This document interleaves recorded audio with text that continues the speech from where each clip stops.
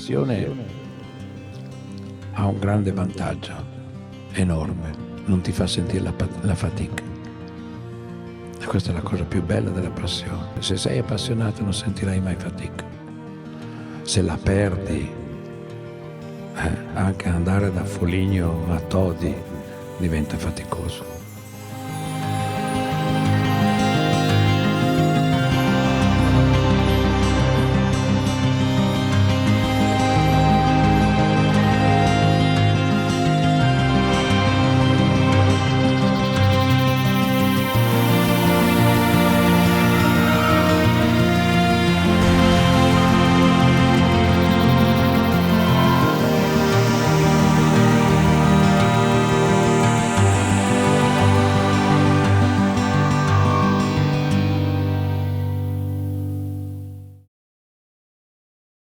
Finalmente di nuovo in montagna. Oggi mi trovo sul monte Amariana, un monte di circa 1900 metri e che domina su tutta la pianura friulana. Per arrivarci sono partito dalla Forca del Cristo, che è circa 900 metri, e ci ho messo più o meno 2 ore e mezza. Il panorama è unico da qua sopra. Molta fatica, anche perché non ho ancora molta gamba, però il panorama va sicuramente meritato. Ma ora torniamo indietro di circa 2 orette, così vi faccio vedere com'è andata.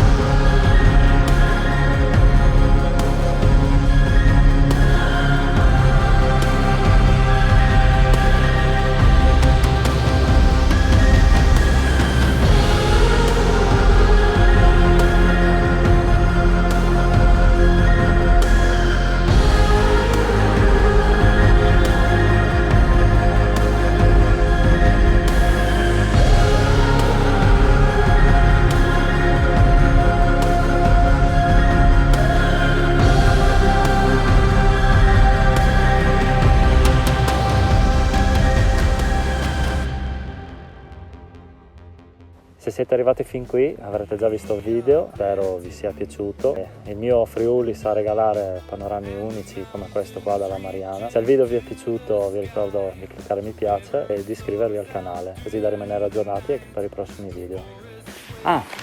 E vi ricordo anche di seguirmi su Instagram, @AlexDona87.